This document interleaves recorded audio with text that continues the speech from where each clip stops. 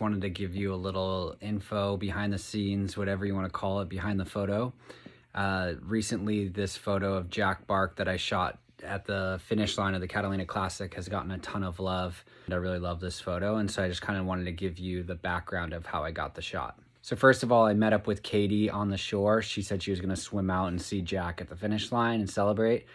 And so I swam out with her. I brought a boogie board and some fins so that I could kind of sit and float on something and make it easier so that I could focus on shooting. I had my Salty surf housing, which is a beautiful, awesome surf housing. And then I have the 24-70 zoom port.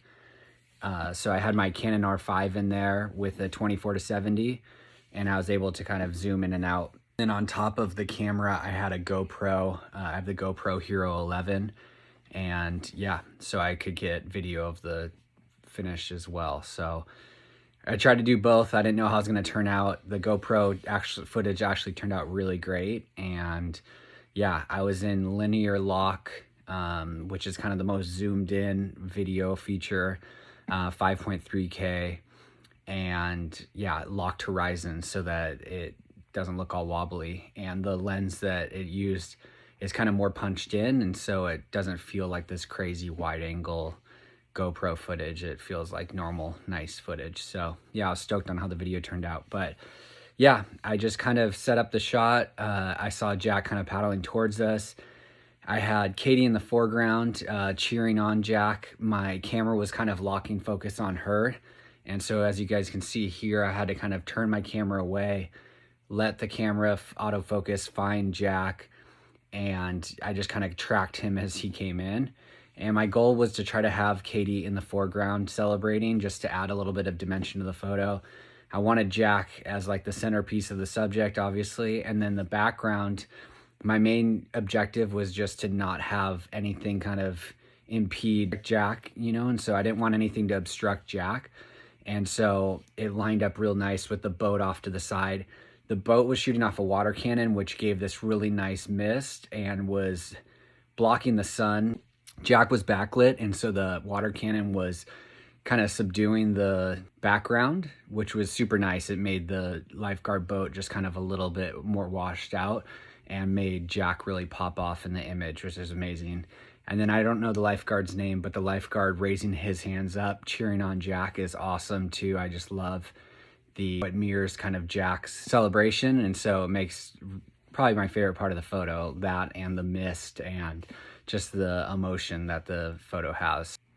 For my settings, I had the aperture at 4.0 and my shutter speed was at 1/2500th of a second, and ISO was 100. So I kind of checked my settings on the beach with the sunlight and just kind of got as close as I could. The exposure turned out perfect.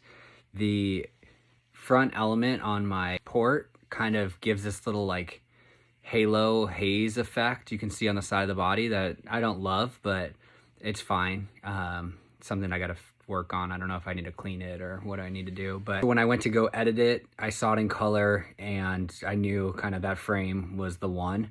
I had my camera in single shutter, not high-speed continuous, so rookie mistake by me. I usually shoot weddings, so yeah, I'm not a sports photographer, but luckily I got the shot. You know, I only took a few frames during that moment, and the one was the one. It was quite obvious, and so yeah, stoked I got that shot. And I went to edit it. I had it in color, and it was rad. I was stoked on it, but when I turned it to black and white, there just had so much more feeling to it and emotion, and it really just kind of let the shapes and emotion kind of stand out more so than the colors, which it was backlit, and so it just doesn't look amazing.